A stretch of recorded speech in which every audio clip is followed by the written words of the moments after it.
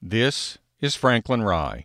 You've come to my podcast called Political Spirits: Why the Left and the Right Should Just Have a Few Drinks and Talk. So what do I mean by that? Am I saying that we're holding too hard and fast to our positions, and if we simply talk, then we'd realize that we have become too extreme, and we'd arrive at a more centrist position and move forward with that? Well, not really. That may be the case sometimes, and for elected officials considering legislation, it might even be a common conclusion if they're actually trying to pass the bill. But I'm really talking not about elected officials. I'm talking about members of the general public. And I don't believe that we have to change our positions. We just need to talk. What I'm saying is that we have the right in America to speak our minds. It is that right that we should cherish above all. It is a right that exists in precious few countries, and we're harming ourselves and our country's future if we simply refuse to exercise that right and instead sit silent. And these days, far too often, we just sit silent, because we're afraid that our views about a political or policy issue will upset someone or cause them not to want to socialize with us. I admit that our fears are not unjustified. Our friends or acquaintances might get upset, and they might stop hanging out with us. But we have to take the risk. Without doing so, we'll never feel the freedom that we should all feel, and we'll never be able to turn around those who would disagree with us. Not so that they necessarily agree with us on policy issues, but rather that they agree we should always be able to talk about it. So why do I say we should have a few drinks and talk? Well, it's not because I think we should be drunk when we do it. I'm simply saying that no matter how serious the subjects may be, and I don't deny that many of them are extremely serious, even life and death issues, we should recognize, especially in America, that we should be able to have a casual conversation about them. It could get intense, and some feathers might get ruffled. But in the end, we should be able to split up the bar tab and be on our way. Over the coming weeks, I'm going to set out my arguments about the conversations we must have, and my take on the issues that must be discussed. I'm going to bring in some guests to present the other side of those issues, and we'll hash it out, and you'll be along for the ride. So sit back, grab a beer, and let's talk. I think you'll enjoy it. Let's talk about an open marketplace of ideas. Our system works not just because of an open market for goods, but also an open market of ideas. That free market for ideas has set democracies apart from other systems and has been the key to their success. It fosters creation of new businesses, better policies, better practices, and better products. In the United States, that free market of ideas has created what is essentially an economic engine of over 300 million cylinders, driving the economy forward. You might say, what about China? There's no free market of ideas there, but look at the success that country has had over the last several decades. To that, I would point out that China is still a poor country, even though it's the world's second largest economy. For example, measured in 2016, China's per capita GDP was 55% below the world average. Wow, think about that. For all its growth, the per capita GDP in China is still 55% below the world average. So back to the U.S. I'm afraid we no longer have that free marketplace of ideas in our country. We don't have a free marketplace because we are hamstrung by political correctness. Our population is bound down and gagged by an unwritten set of rules originated largely by activists on the left and administered and enforced by academics and much of the media. This political correctness prevents our economy and political system from operating at full capacity, and it undermines the freedom which is at the core of what America represents and what it must be to continue to succeed. Those who oppose having a free marketplace of ideas will argue that they know what's best and what is appropriate to say and some things are just outside the bounds of permissible speech in a modern society. The problem with that rebuttal is it ignores the power of speech itself. Those who would say so-called hate speech should be banned in public ignore the fact that actual hate speech is easy to rebut. If someone advances arguments for racial superiority, for example, in the public square, it's easy to use free speech in the form of a rebuttal to shoot down those arguments. Banning arguments from being made, banning speech, through government action threatens all of our rights, regardless of whether the speech is something we'd ever say.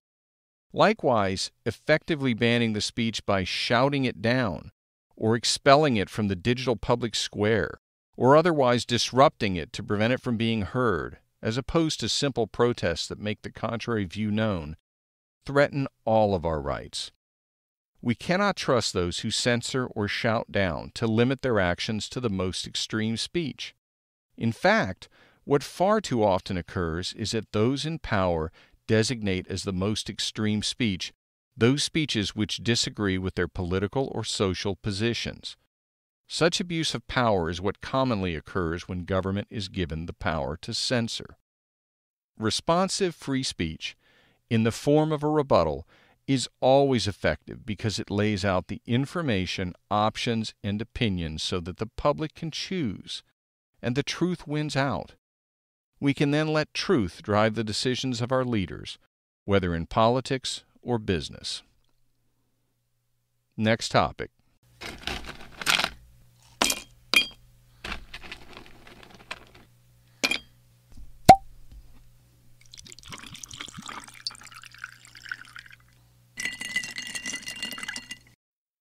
Identity politics are preventing our political system from functioning effectively. When I think about democracies, strangely enough, I think about a Chevy Suburban I used to own. It had an automatic leveling suspension. I remember the first time I took the rear seat out and lowered the second row seats and filled it with bags of mulch. It was either from Lowe's or Home Depot, I can't remember which. There were dozens of bags there, more than I ever thought would fit, and the rear suspension was squatting quite a bit. I started it up and drove it home from the store, and then I got out and checked the suspension again. Sure enough, the Suburban was perfectly level. It wasn't squatting at all. The suspension had leveled itself. That is what it had been designed to do. Democracy is like that. If you govern in a way that ignores the needs of the middle class will throw you out of office and replace you with someone who meets its needs. The problem with identity politics is that it replaces the fundamental economic segments of the electorate with group identities based on categories such as race, gender, or sexuality. Think about what identity politics allows the party that relies on them to do. But first, let's imagine if identity politics were employed by a business that had one main competitor. If the business could convince a substantial demographic group in its client base that its competitor hated them, was out to get them, it would be able to focus on other parts of its client base and basically ignore the customers it had convinced that its main competitor hated them. Now think about the Democratic Party and the components which make up its coalition. Their interests in some instances are opposed to each other. For example, let's take the environmentalist or green movement and blacks or African American interest. Blacks are disproportionately members of the lower economic classes and the working class. The environmental restrictions for which the green movement lobbies tend to increase the price of electricity, cars, fuel, and consumer products, and those price increases are disproportionately difficult for the lower economic classes and the working class to pay. The Republican Party tends to be less supportive of such environmental restrictions than the Democrat Party. That should give the Republicans an opportunity to gain a significant number of black votes. But that hasn't happened. Why? Well, one of the reasons is that the Democratic Party and its allies in the media and the universities managed to convince much of the black electorate that Republicans don't like them or even hate them. Think back to the 2012 presidential campaign between the Obama-Biden ticket and the Romney-Ryan ticket. In August of that year, President Biden told a predominantly African American audience that the Republican ticket would, quote, put you all back in chains, close quote. Think about what an outrageous thing that is to say. Think about how outrageous it is to say in a country whose blacks were once enslaved, where hundreds of thousands of Americans died in the Civil War fought over the abomination that was slavery, and where after that war, though free from slavery, blacks were systematically deprived of their rights in the South, and only after the Civil Rights Movement and the gradual evolution of American racial attitudes have blacks come to be treated by fellow Americans as they should have been treated all along. At the center of the successes of that century of struggles to overcome the enslavement and oppression of blacks was the Republican Party, the party of Lincoln, of the Emancipation Proclamation, the party that voted for the Civil Rights Act of 1964 in dramatically higher percentages than the Democratic Party. 82% of Senate Republicans and 80% of House Republicans voted for it versus 69 and 61% for Democrats. Think about how outrageous the Vice President's statement was in that context. Then think about why he chose to say it. He chose to say it because the Democratic Party needs to ensure that the black electorate believes that the Republican Party hates it. New York Times writer Bari Weiss explained it best. She explained what is wrong with identity politics. Identity politics is a refutation of the most foundational and beautiful American idea, which is that there is something that binds every one of us together, which transcends our genders, our sexual orientations, races, and our religions. Beautifully said. Identity politics is doing tremendous damage to our country. We must reject it. By the way, to those of you who think that I'm exaggerating the negative impact of identity politics on our country, think back to all the coverage of the problems we've encountered fighting a war in Afghanistan. How many times have you seen a consultant, purportedly an expert, on a cable news channel talking about how it would be impossible or extremely difficult to unify a country like Afghanistan because it was a tribal society? Well, what is identity politics doing if not turning America into a tribal society? Identity politics causes us to think of ourselves not as Americans, but as members of our tribe, our race, our gender, our sexual orientation, but not simply as Americans. Why on earth would we ever want to turn the most successful country in the history of the planet into one whose society mimics the tribal divisions of a country such as Afghanistan, which has failed for hundreds of years to overcome its divisions and unify? Why indeed? Next topic.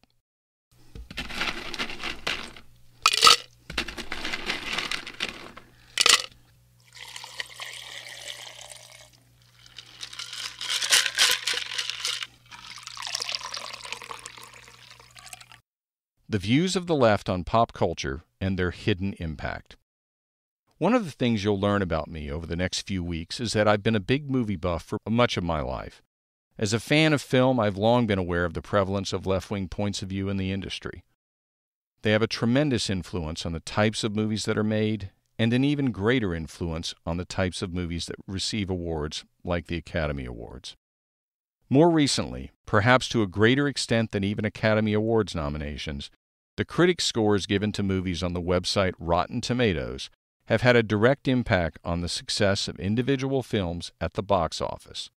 Rotten Tomatoes aggregates the scores of critics they accept and assigns a percentage rating to films, which are then designated as rotten or fresh based on the scores. I do generally look at Rotten Tomatoes when I'm considering going to the movies, but over time I've learned to avoid putting too much stock in this site. I've also learned that movies which address certain social subjects from the left-wing perspective will typically cause them to receive higher scores on Rotten Tomatoes. The movies might be well-made or might not be well-made, but regardless, in my experience, their final critic scores tend to be higher than they deserve if they address certain social issues from a politically correct or left-wing perspective. Interestingly, there's another aspect of movies which I believe will tend to cause them to receive an artificially inflated critics or Rotten Tomatoes score, And this is really off of my general topic, but I just think it's an interesting one to mention. That occurs when the subject of the film is old-time Hollywood or Los Angeles. I speculate that most critics wish they were classic Hollywood directors or otherwise obsessed with the history of Hollywood and L.A.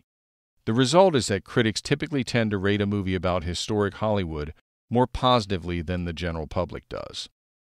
An example of such a movie from before the Rotten Tomatoes era was L.A. Confidential. The crime drama set in 1950s Los Angeles was certainly a good film, but the critics treated it like it was an all-time classic. It was not. More recently, since the advent of Rotten Tomatoes, the 2016 Coen Brothers comedy Hail Caesar was certified fresh by Rotten Tomatoes at 85%, whereas I actually considered it one of the worst movies I have ever seen.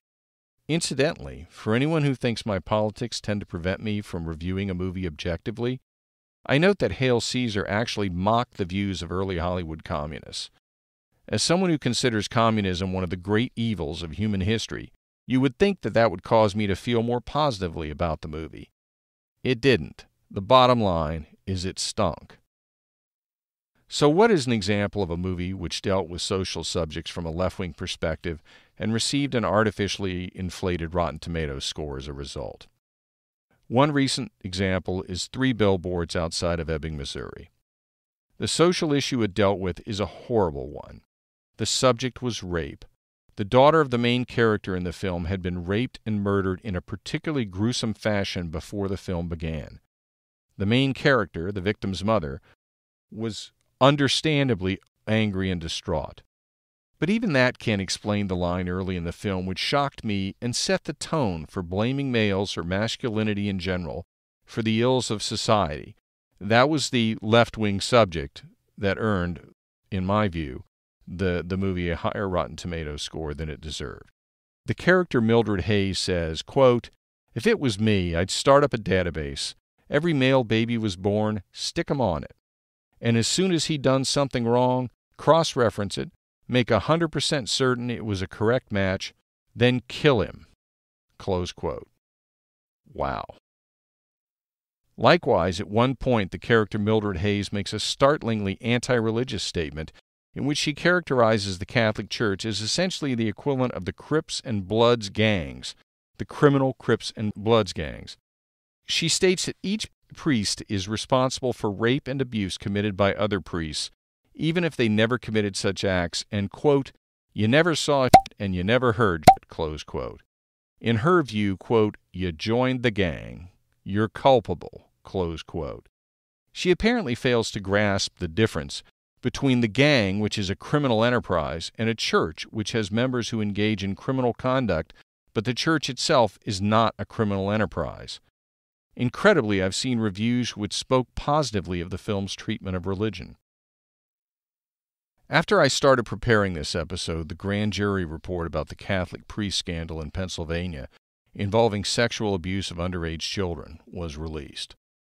It made me think again about the scene I just described. There's no doubt that the Catholic Church has a very serious problem. It is not restricted to the Boston area that was the focus of the movie Spotlight, and it is not restricted to Pennsylvania, which was the focus of the latest grand jury report. Sexual abuse of minors has been uncovered and is being investigated in multiple countries. But that doesn't change the fact that it would be ridiculous to hold priests who never saw or knew of that abuse responsible for it because they joined the church, which Mildred Hayes describes as being like joining a criminal gang. Let's take that attitude and apply it to another institution of American life, the film industry. Under that approach, think about actors who never tried to force a young actor or actress to have sex to get a role or avoid being rejected for future roles, who never masturbated into a plant in front of an actress, and who were never even aware of the Hollywood bigwigs who engaged in such conduct. Under the philosophy of Mildred Hayes, those actors who never engaged in such conduct and were never even aware of it would be culpable for it because they joined the gang. Imagine being held responsible for the conduct of people like Harvey Weinstein or Kevin Spacey just because you chose to be part of the film industry. Well, you might say that the analogy doesn't work, because the film industry is not comparable to a gang such as the Bloods or Crips, but you think the Catholic Church is comparable. Let me be clear, I don't think either the film industry or the Catholic Church are comparable to the Bloods and the Crips, because the Bloods and the Crips are gangs which exist for the purpose of engaging in criminal conduct. Notwithstanding the biased attitudes of some movie critics towards the Catholic Church, and perhaps religion in general, you simply can't make the case that the purpose of the Catholic Church is to engage in criminal conduct.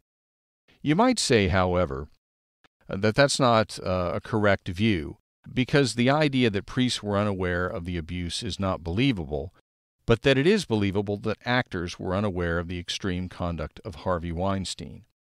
The problem with that argument is that the Hollywood casting couch is famous. Since the earliest days of Hollywood, there's been talk of use of sex to get roles. Purportedly, the casting couch in Hollywood began in the 1910s. But it is argued to have existed even before that in the performing arts in the Broadway theater business. So are we to think of Hollywood and Broadway as the equivalent of criminal gangs and hold every performer responsible for the actions of the unethical and criminal few? Of course not. A fair and just system of justice would never do so. We must give the Catholic Church the same consideration. Incidentally, stretch the absurdity of holding all actors responsible for what people like Harvey Weinstein did just a little bit further, and you could argue that film critics should be held responsible as well. Weren't they part of the gang, too? That's ridiculous, of course, but it's an amusing thought. 3 Billboards Outside Ebbing, Missouri was certified fresh with a 92% rating on Rotten Tomatoes. It also received 7 Oscar nominations and won the Oscar for Best Actor and the Oscar for Best Supporting Actor. I'm not saying that 3 Billboards is not a good movie. I'd say overall it's a good movie, and at certain points it's a great movie, but it didn't deserve a 92% Rotten Tomatoes rating. Incidentally, the aspect of the film which I believe was great was the powerful way in which the script addressed the latter stages of the illness of one of the main characters. I won't say anything more about that particular aspect of the film in case any of you have not seen it but plan to do so. So if Rotten Tomatoes overrates movies which touch certain left-wing issues in the preferred way from a liberal perspective, does it underrate movies which address issues from a more conservative perspective, or otherwise make that side of the political house look good? Yes, I believe it does. For example, the movie Free State of Jones received a Rotten Tomatoes rating of 46%, which places it in the rotten category. I'm not saying that Free State of Jones is the second coming of The Godfather, but there is no way that movie deserves a rating of 46%. When I went to the film, I was curious about the Rotten Tomatoes rating and suspicious that there might be some politically incorrect aspect of it which caused it.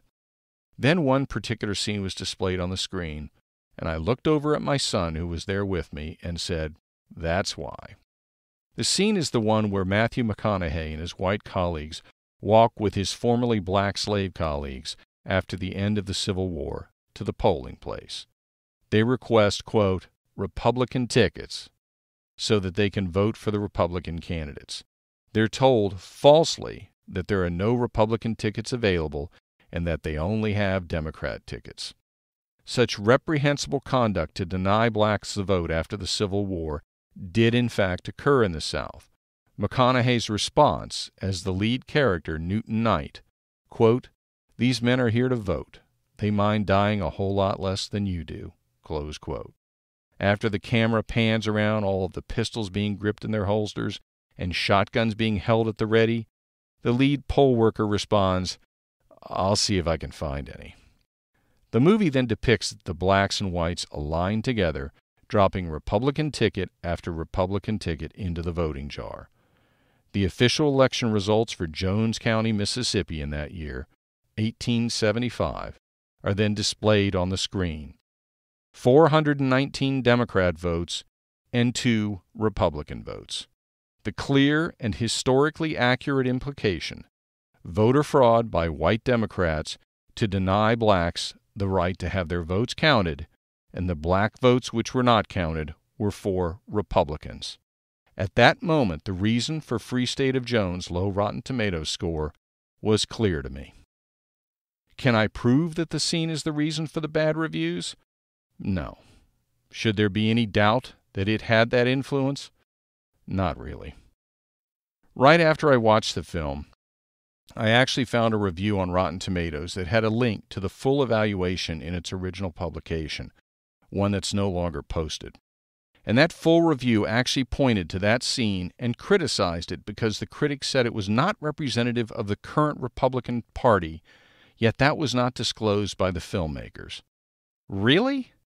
When you present a historically accurate scene in a drama, are you now supposed to post a footnote on the screen that says things are different now or announce it with a voiceover? That's absurd. If you make a film about slavery in the South, are you required to remind viewers that there's no slavery now? Moreover, the fact that the reviewer wrote about his frustration with that scene because it portrayed Republicans in a positive light and Democrats in a negative light shows just how much his own political views and who he wants to win elections now impacts his reviews of movies, even when those movies have no express political purpose. Every day, the way news and reviews and pop culture commentary is presented to us is skewed by passage through the lens of political correctness, like a corrective lens in a pair of eyeglasses. It alters the course of the light so that the image we see matches the left-wing perspective.